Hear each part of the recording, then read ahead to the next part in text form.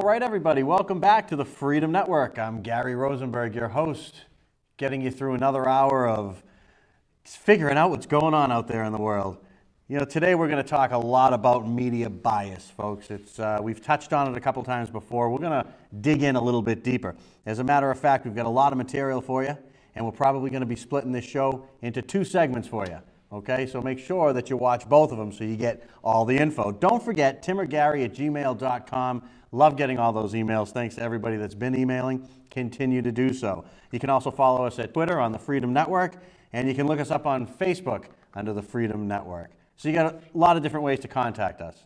As always, we welcome your input. We want your input. We want to know what you think, whether it's good, whether it's bad. Don't worry about it. Send it along. So today we wanted to talk about media bias. It's clearly out there, I think, if you look for it, but I have talked to a lot of people that sometimes have a difficult time spotting that media bias. So I went online, and in about, 15 minutes, I was able to get so much information, I actually had to cut it down. It's interesting. We've been dealing with this media bias for some time. If you remember back in the 90s, it was kicking and screaming that the media finally started to report on Bill Clinton. Now, whether you like Bill Clinton or whether you don't like Bill Clinton, the media is the media. And back in the day, if you will, the media would report on news items, and they would give you two sides, and you would make your decision based on what you felt maybe best represented your values or whatever the case may be. Not so true today. Unfortunately, today, we're in a situation where there's an agenda. And there's an agenda in that media. And, you know, in all fairness, and we always want to be fair here on the Freedom Network, it's not just bias on the left. There is bias on the right as well. And we want to point that out as well. That is a reality. There's lots of networks, and we're gonna name names, name networks, and give you some really interesting figures and data. When they really started to track this stuff, you get about 2007 or so, and you really start to be able to see some studies coming out because it takes time to track all this stuff. So if you go to the bulletin, and again, we go online all over the place and we disclose where we get everything so that you can go there too and other places. We don't just rely on one source for our information.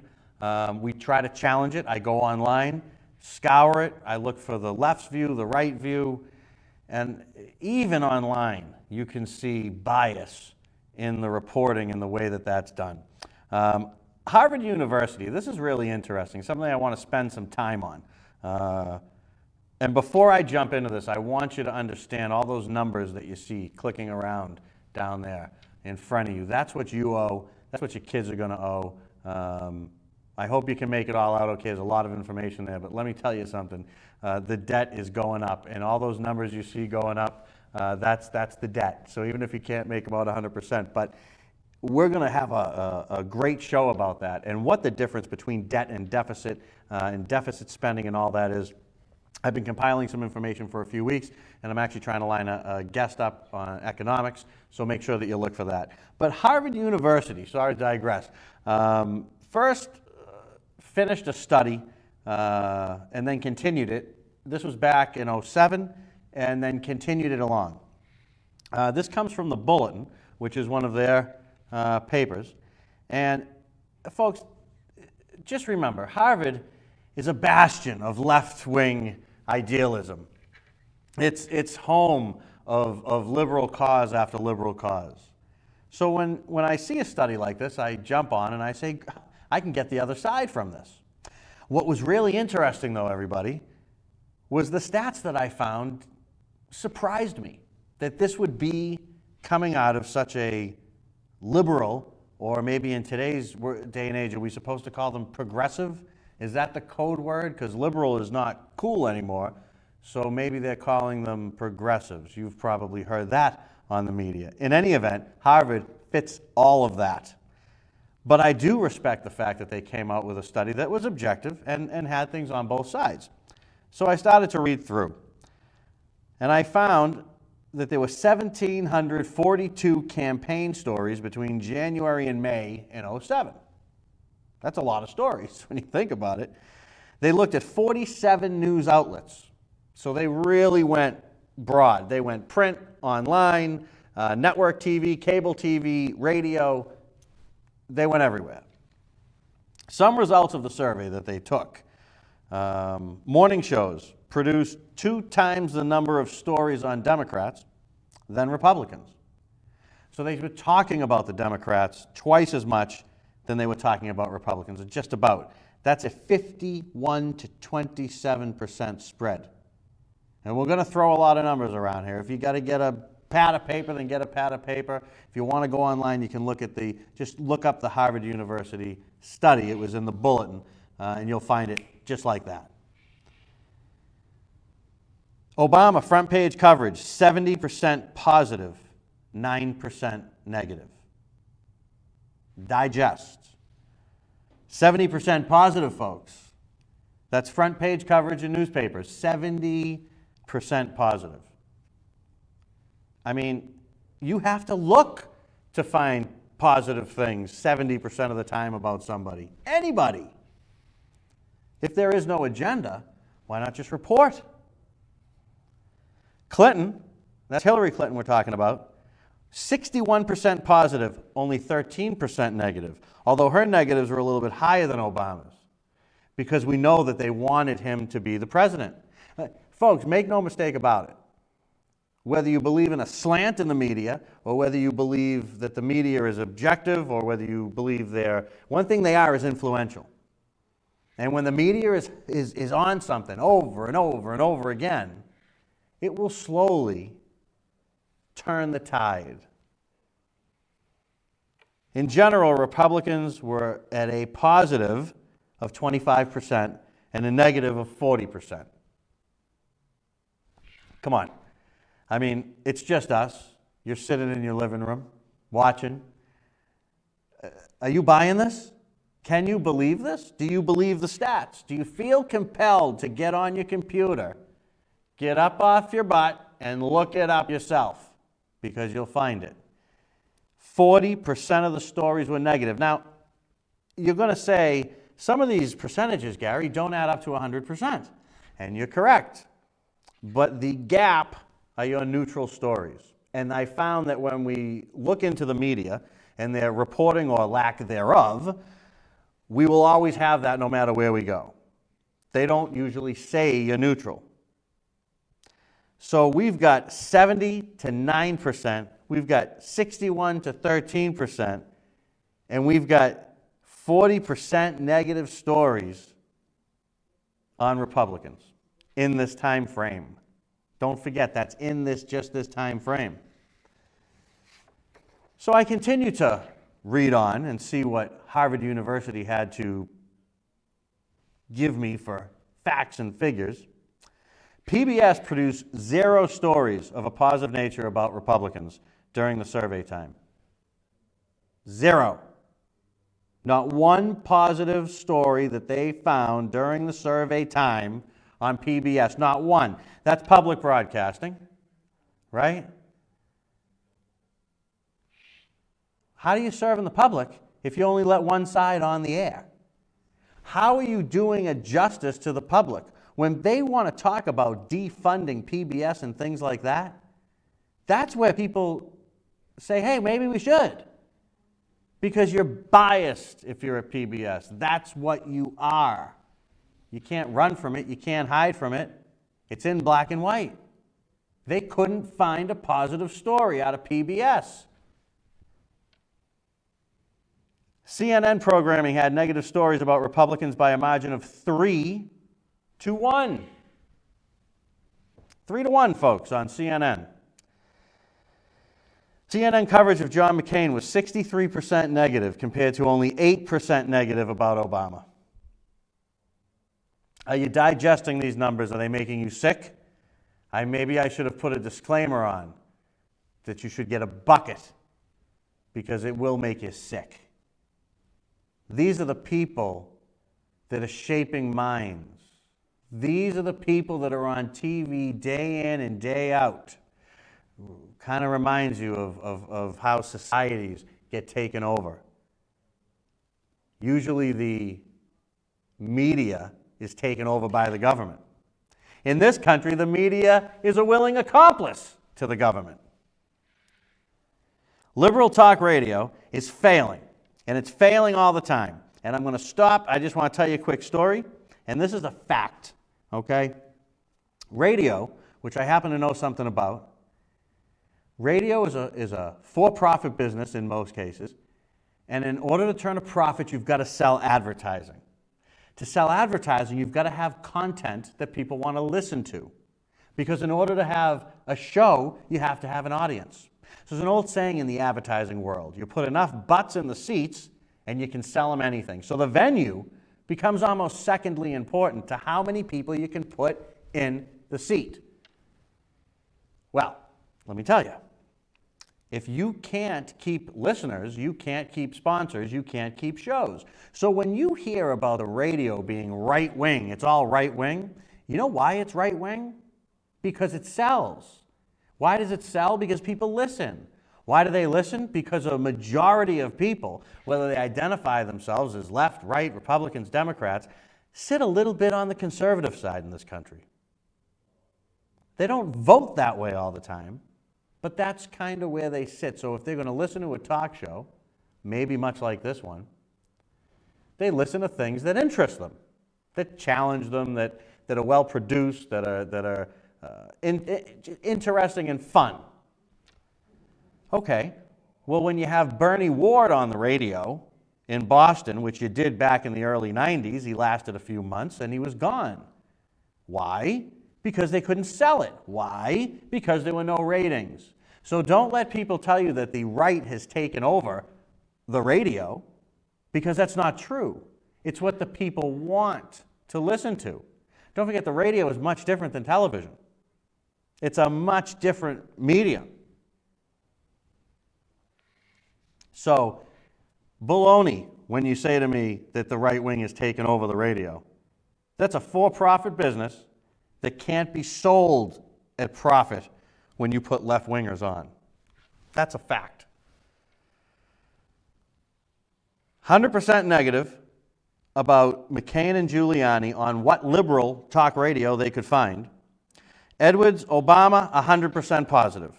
Okay, well, they call it liberal talk radio. I would kind of expect that. What was interesting, though, see, this was interesting. Conservative talk radio is also biased. Absolutely, positively is biased. But they do talk more balanced. According to this Harvard study, Obama had more positive stories than Giuliani at 27.8 to 25%. I think that conservatives get more into the truth in broadcasting, and that's what gets them in trouble with their base, if you will.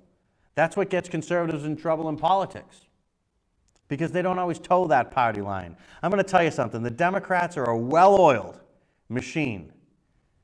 They got it all lined up. They know exactly what they're doing. On the right, you've got a lot more splintering and division.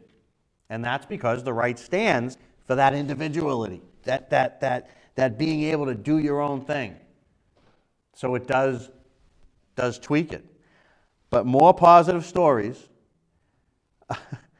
unbelievable that Obama had more positive stories than Giuliani by almost 3 points on conservative talk radio. Don't tell me that a conservative isn't objective. This is from Harvard University. Conservatives on talk radio, in my opinion, will slant right in most cases. This study by Harvard leaves it just a little bit up in the air, though, because on one side you've got the liberal talk radio, and on the other side you've got the conservative talk radio. But on the liberal talk radio, folks, there's 0 positive stories. There's 0, maybe this person has a point. But on conservative talk radio, statistically speaking, according to Harvard University, that's not the case. You know, it just blows my mind that we allow ourselves, well, I'm not going to say we, because I don't. And if you watch the Freedom Network, you probably don't either. But so many people are just led Like sheep. Like sheep. They just do as they're told. Very dangerous.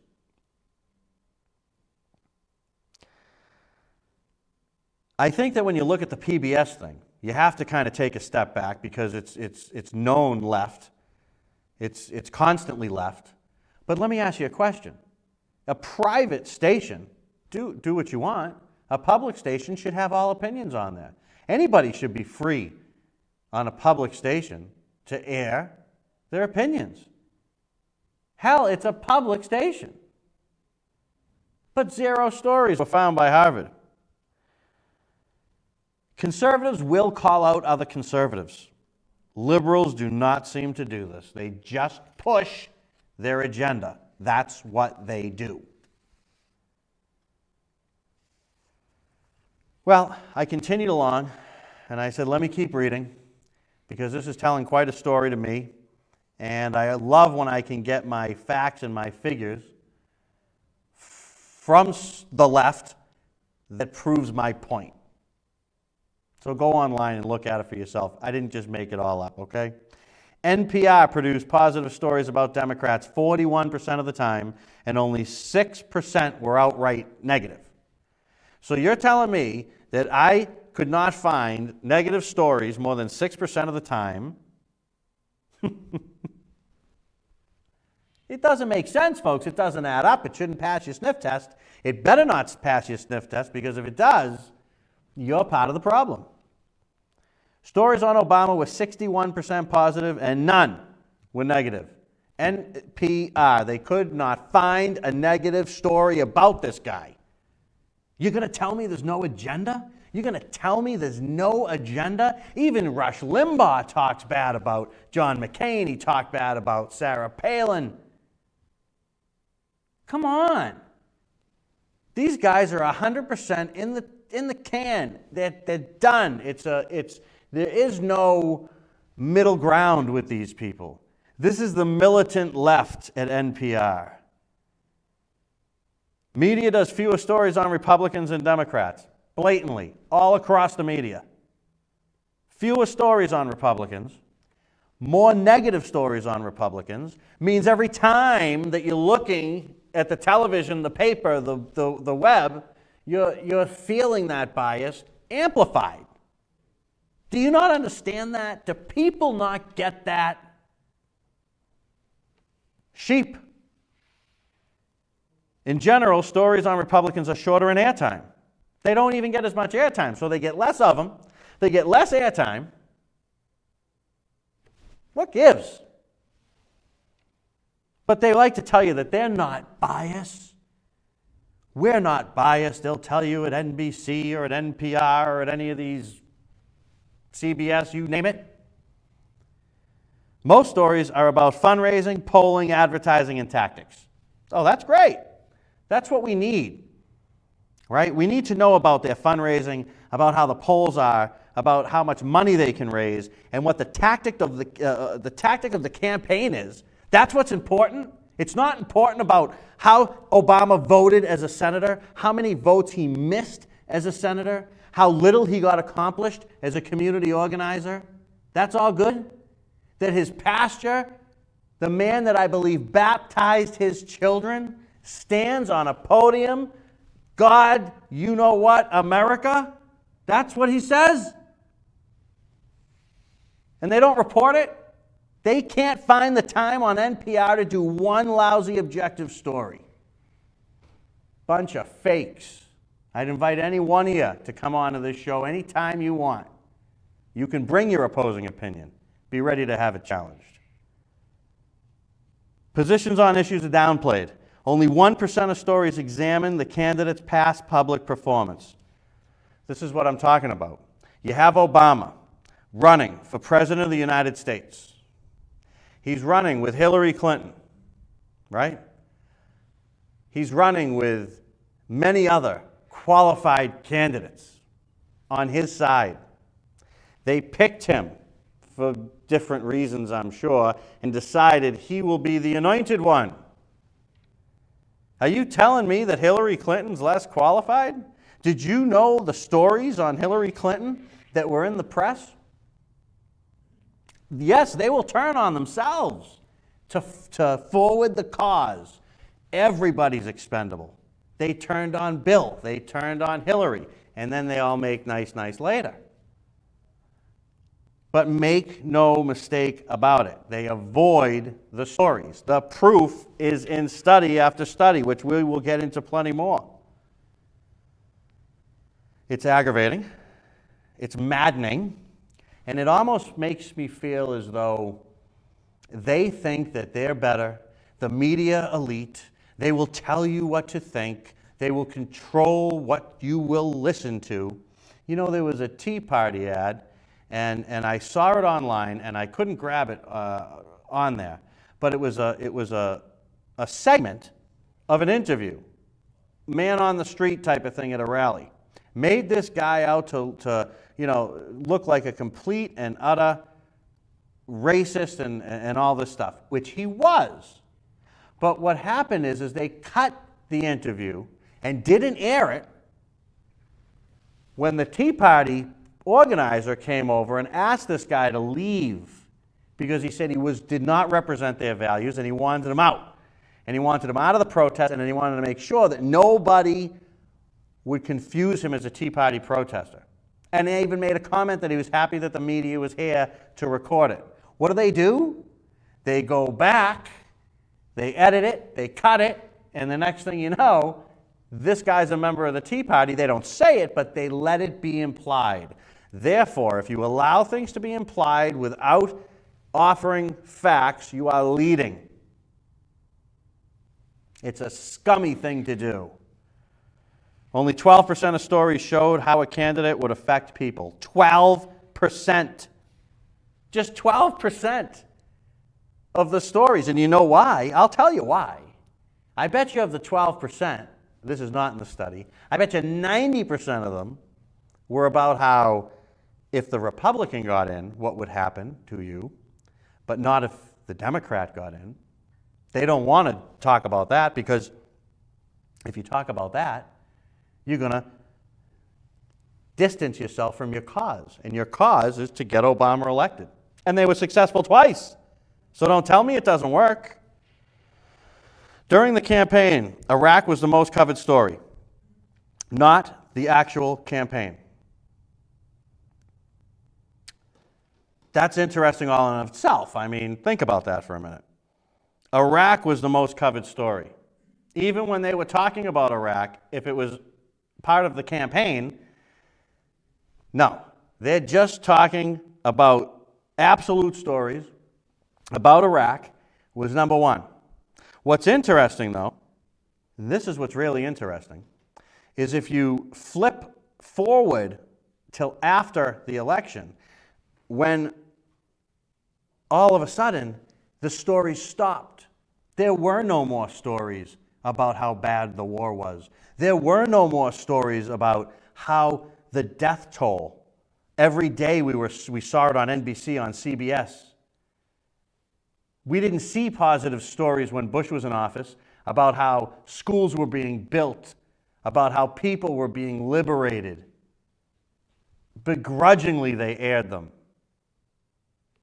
After, that's all you hear about. You don't hear any negative, really, about that. You really don't. And if they're going to talk about death, they bury it. Kind of like gas prices, right?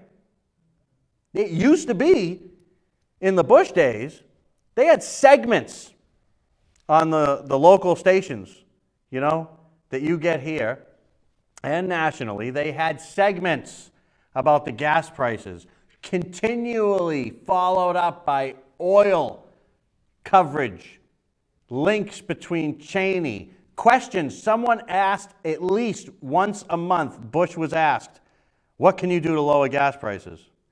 And what was always the answer? Well, there's not really a whole lot the president can do. I can release reserves, which I've done several times, but beyond allowing people to drill, beyond allowing us to get our resources, there's not much I can do. And that was unacceptable. They just asked Obama the same question. The news, the talking heads were falling all over themselves to try to make sure that we all understood that the president really couldn't control it. Talk to a liberal friend all the time. Talk to several. I have several liberal friends. Love to debate them. Love to get their feedback. And what's interesting is even they say now, well, we all know that the president can't do much about it, but these were the same people, and you know who you are, that were saying that Bush was in this for an oil war. Well, would it still not be an oil war just because the guy in the White House changed? So we have a new guy in the White House, and now it's okay. It's hogwash. That's what I tell you, hogwash. I'd like to use sterner language, but I can't. Left-wing papers are losing circulation like crazy. Okay, folks, they are losing circulation like crazy. And the reason for that is the same reason that talk radio slants to the right, because newspapers are very finite. There's not the mass appeal, nor can they reach as much of an audience, so it's imperative that they're successful where they are, in the communities that they're in. Those are facts coming out of Harvard. Facts coming out of Harvard. We'll talk about CNN, we'll talk about Fox in just a minute, but let's take a look at this.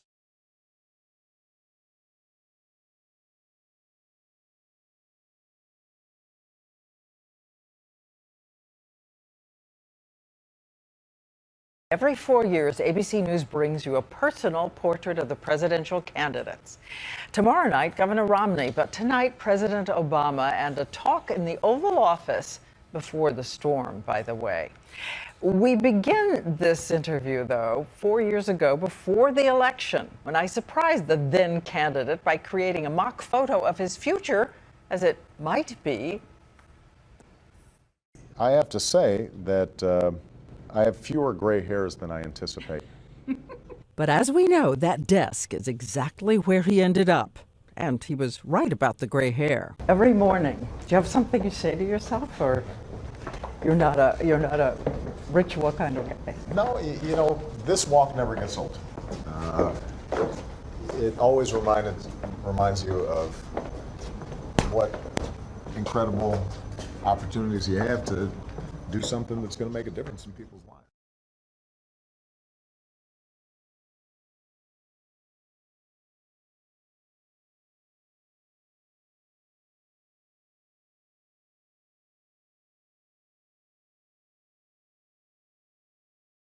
Governor Mitt Romney, and a personal life steeped in his family and in his faith. Mitt Romney has said he grew up in good fortune. His father, a CEO and governor. My dad had extraordinary capacity. He was a man of great wisdom. I'd love to have the wisdom of my father, of my mother.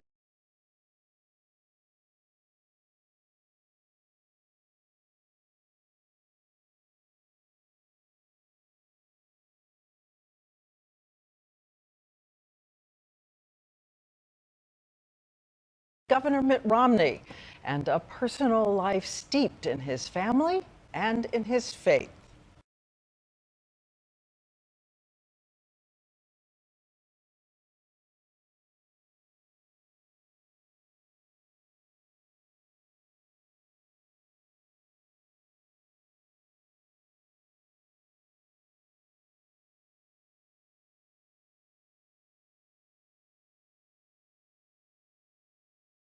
His mother, Lenore, who wanted to be a Hollywood star. And take a look at this. We found old footage from MGM promoting their new find.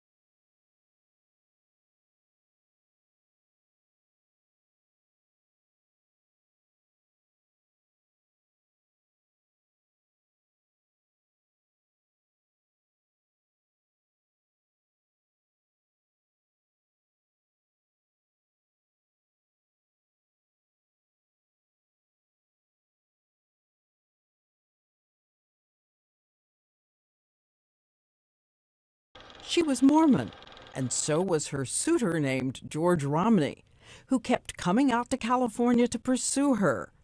And so she gave up a lucrative contract to follow him back home.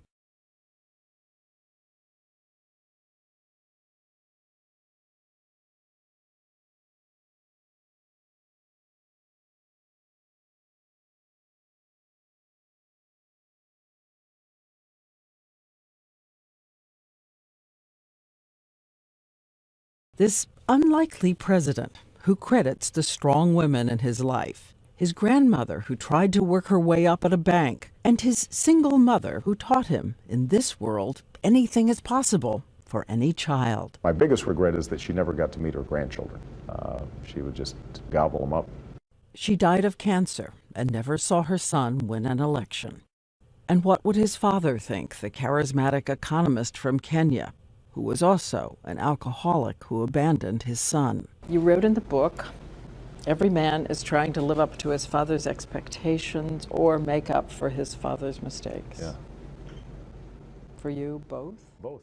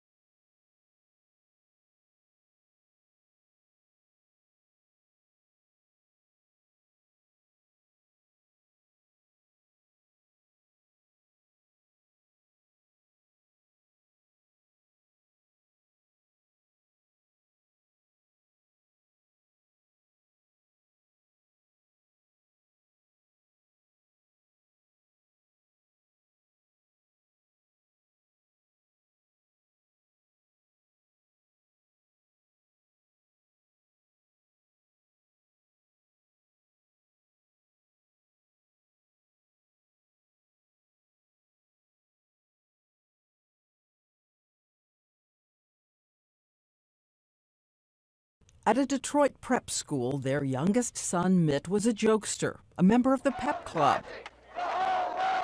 At liberal Berkeley University, he made headlines for protesting against the people who were sitting in against the Vietnam War. But Romney deferred military service to fulfill his Mormon duty and served as a missionary in France.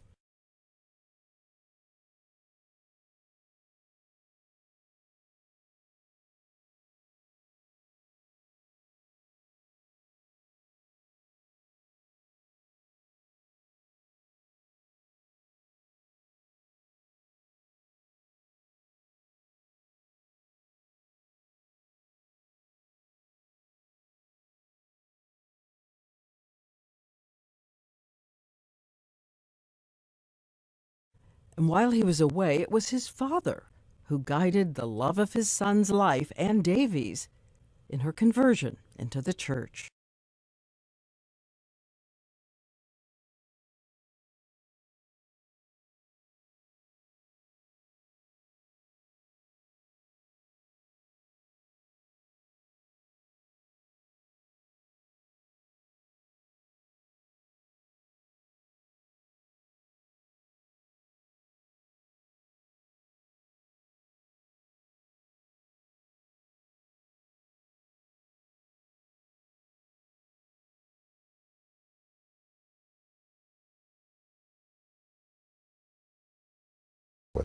Have you thought what you would say to any new president coming into this office? The only thing you carry into this office is a moral compass.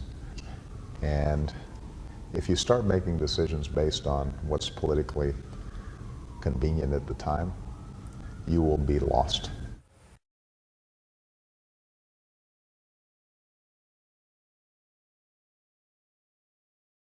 election. In our interview with President Obama, we ask his message for any new president. And tonight, what Governor Romney said in that previous interview when I ask his message for the man in the Oval Office now. Start packing. That's what I'd like to say.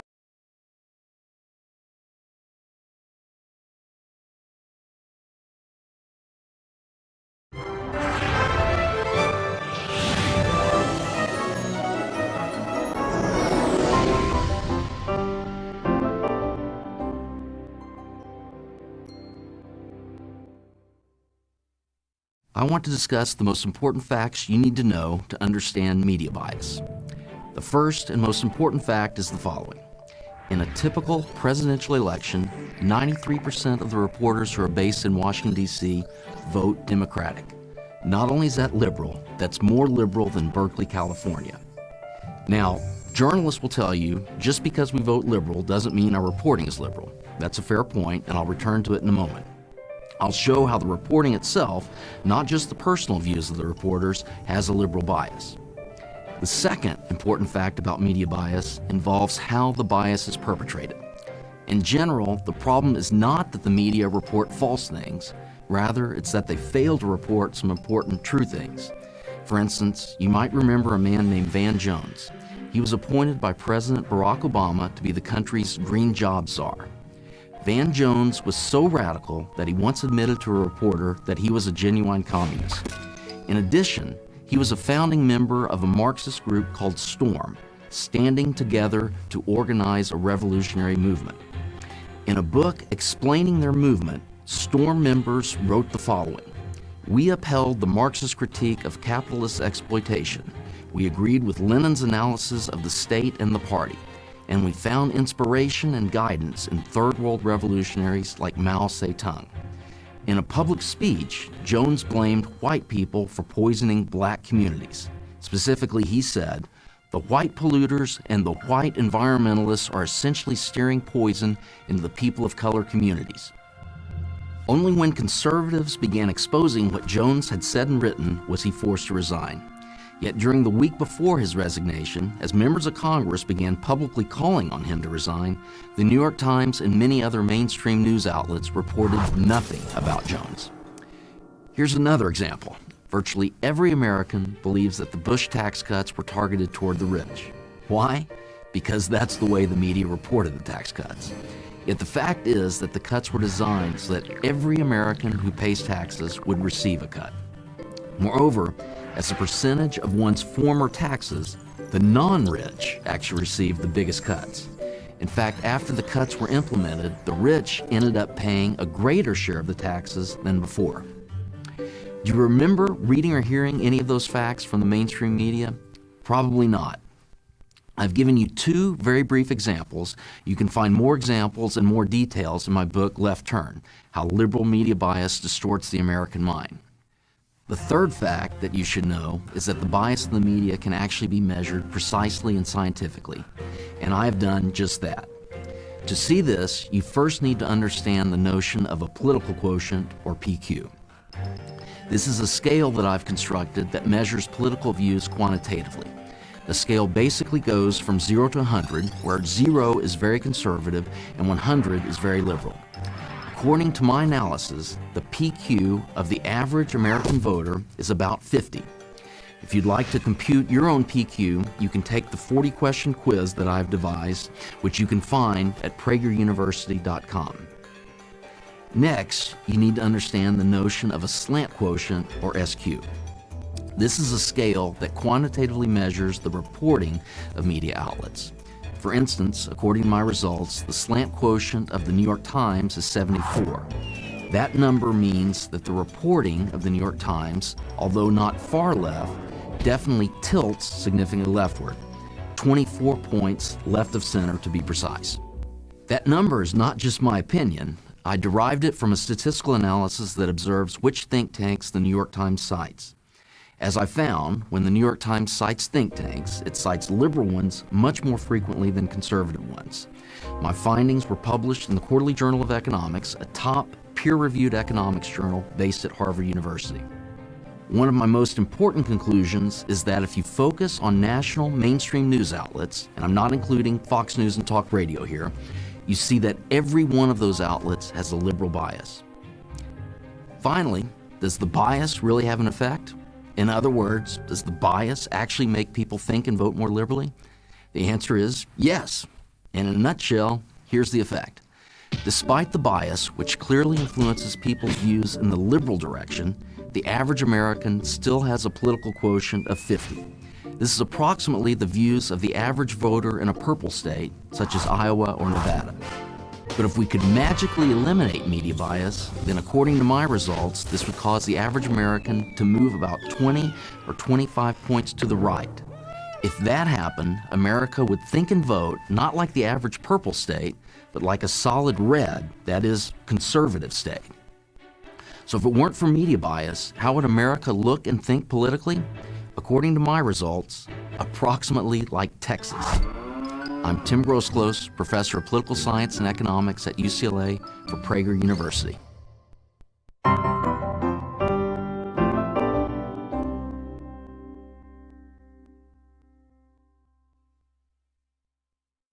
Interesting stuff, very interesting. You know, I sat as that was playing, and I'm thinking about just the outright bias that's out there, and different examples, things that I can think of just in the news.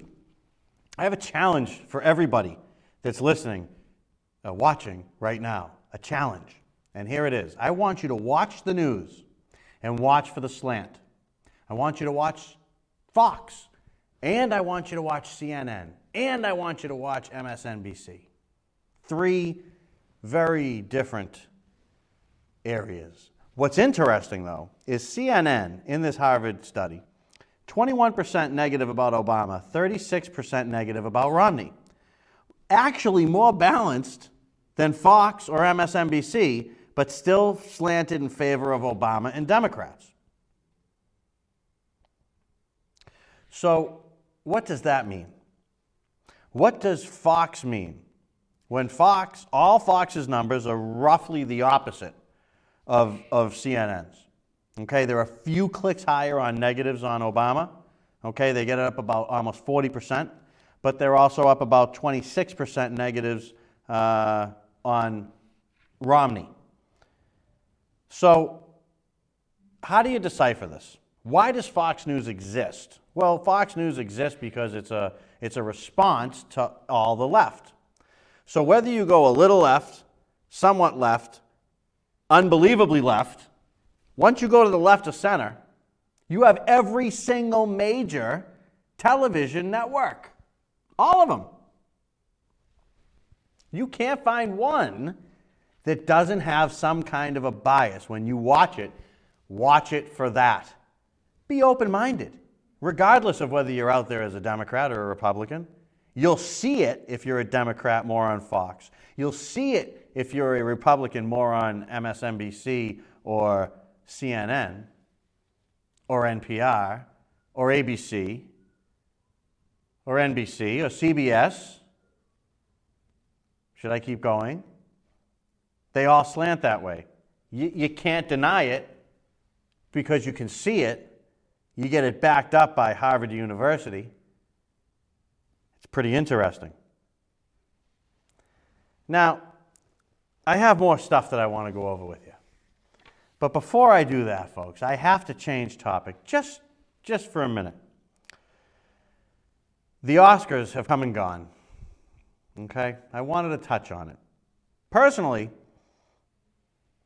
I found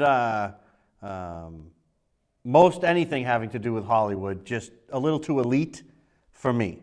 The hypocrites that all fly in and fly around on their private jets, and they drive around in their little rabbit cars because they want to leave a small carbon footprint. They don't understand, though, that they're charging their cars by plugging it in. They don't understand that that power still has to come from somewhere, probably from a coal-fired plant, maybe nuclear. That's where the power comes from. Just because you plug your car in doesn't mean you're not generating waste. And I look at the sea of all these noble, learned, compassionate, doing it for the children type of people. I look at these, 97% of them being diehard liberals, and I find it kind of tough to stomach. But when I was watching, and it comes to the end, and I'm watching this thing to the end, and I'm watching with my wife, and she's watching, and she wants to see about this and that, and I'm watching with other people, nephews, and we had a little gathering. And I'm doing research for the show. I try to get as much of my research as quick as I can before I go on the air, so it's as updated as I can get it, right? And it was amazing how ridiculous it is that, first of all, they can't keep to their time. They go up and they can't stop, they thank everybody. They have this self-proclaimed nobleness that disgusts me that comes out of California. It disgusts me what comes out of Hollywood, most of it. But when Michelle Obama gets involved in the act, I mean, we can't make a move without the Obamas in our face. We can't we can't watch the Oscars without Michelle Obama being part of the show. At what point do we break away from the media as news and the media in general? The download of information that you get, story selection on magazine shows, things like the Oscars that are not political, made political. It's like they're king and queen, and you can't get away from them. They're in every part of your life. There is not a news segment that doesn't go by that doesn't have the government, Obama himself, his wife, Biden. Somebody is gonna do the right thing and fix your day, or they're involved with this. My God, we had the Bear Summit. Remember the Bear Summit? What president gets involved with that kind of malarkey? He's the president of the United States. He's certainly not a states' rights guy.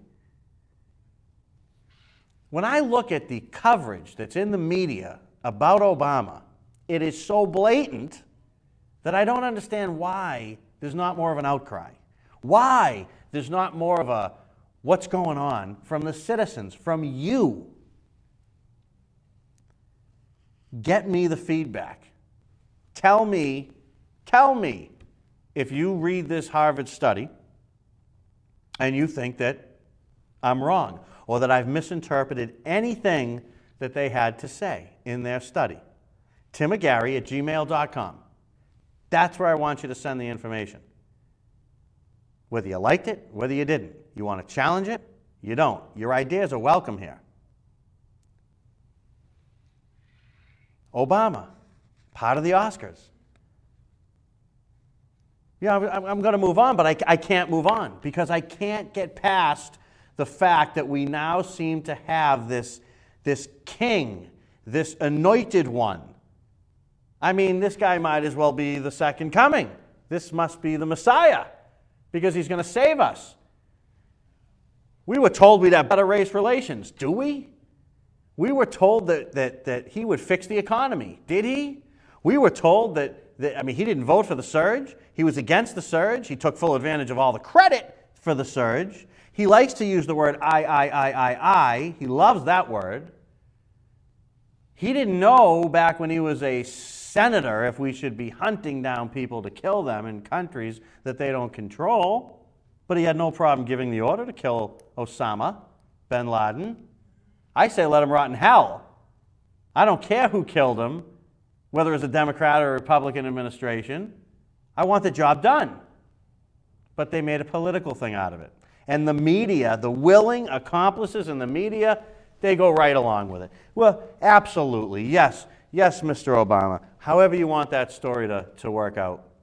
Tell me, find me negative stories from the mainstream media that are truly negative stories. How about when Diane Sawyer introduced the segment, she had a segment on Obama and she had a segment on Romney. And she introduces the segment on Obama about, so softly and so warm. And you know how she gets. And she's like, now we have Mr. Obama, like, give me a break, lady. And when she goes and she introduces her segment the next week or the next day, or whenever the heck it aired, about Mr. Romney, it was, and now we're going to talk about Mr. Romney, steeped in religion, steeped with an upbringing, steeped in religion. They talked about religion. You can't talk about Obama's religion because it leads you down one of two paths, folks. You either go down the path of people thinking that the guy's a Muslim, which I find just offensive. What would the difference be? Why would you perceive that as a problem, media? Unless that is a problem. I don't know. Tell me if you think that's a problem. I'm not so sure I do. But you go down the other end and you come to the Reverend Right. You can't have the Reverend Right. So we won't talk about religion when it comes to Obama, but we will definitely talk about religion when it comes to Mitt Romney, especially because he's a Mormon. And we can talk bad about Mormons. We had more negative. They could not say the word Muslim on TV for a long time without backing it up with some kind of a genuflect or it's really okay though, this is not really what people think, or they had to have something. But they can talk about Mormons all they want. They can talk about all that. Christians the same. You can say anything you want about Christians. My goodness, they had the urine Christ that with the urine on the sculpture and the paintings and my good Lord, you can have and say anything you want about Christians. You can say anything you want. Doesn't matter. Not a problem. But you can't say anything about Muslims. You can't say anything bad about anybody that might be part of that protected class. We don't want to offend anybody. Really? Why don't you want to offend anybody? If you don't want to offend anybody, you can't report the news, man. If you're not going to offend people, how do you report the news? Somebody's going to be mad because somebody wants red, somebody wants white, somebody wants black, somebody wants blue. So as you report this stuff, as you do this stuff, you're going to incite debate. You're going to make someone, hey, this really upsets me about this guy. But if you sugarcoat everything, then you push that agenda, here you have a community organizer turned state senator turned U.S. senator that missed half his darn votes becomes the president of the United States twice? Come on. This makes absolutely no sense. Not unless there was a plan. Now, do I think they all sit around in a boardroom and they get together and there's this big conspiracy and they decide all this? Because people have challenged me on that when I talk about the media. And I have an answer for that. I don't believe that there's a boardroom somewhere that contains all of these people from ABC, CBS, NBC, NPR, CNN, MSNBC, blah, blah, blah. There's no meeting that takes place, but there is a hiring process. There is a content editor. You hire people that agree with the content. You hire people that are known on the left. And you perpetuate it all by itself. They have contributors that are weak. One thing I'll give Fox, they have great Democrats that they have on those shows that really do a good job articulating their point. But you know what? Where are the great Republicans on CNN? Where are those? Bill Maher on HBO has the most slanted setup show I've ever seen. Because when he brings in these Republicans, they're the weakest that you can find. They're going to lose the debate, but they want to be on TV, so they go. You don't see him bringing real power there, do you? And if he does, he backs it up every single time with what? A real powerful Democrat. Where is the outcry where they think that Rush Limbaugh is so out of control? Where's the outcry on Bill Maher? Where are the media stories on him? Where are the stories about his bias? You won't find any. You're not going to find them. This is a topic that we're going to have to split up into two shows, folks. So we're going to continue on with this, and you're going to see it on the next show. I want your feedback, folks. Please, timotgary@gmail.com. If I've struck a nerve, if you agree with me, if you hate me, if you love me, I don't care, but let me know you're out there. It's important. It helps us to frame the show. We do this show to bring the truth out. We do this show to expose things that otherwise would not be exposed. That's why we're here. You are part of that process. Local, national, regional, statewide. You've got issues, send them to us. We look into them. Follow us on Twitter at the Freedom Network. Look us up on Facebook, but communicate with us. One of the things I love the most about doing this show is the ability to interact with you. So everybody's got a computer. Even if you don't go on Facebook, if you don't go on Twitter, if you've got a computer, I think it's safe to say, you certainly have email. So email us. We've been getting emails. People have been coming up with some great ideas. I respond to everybody. You will get one back if you email me, that's for sure. So until next week, when we continue this conversation about the media, I'll sign off. This is Gary Rosenberg on the Freedom Network.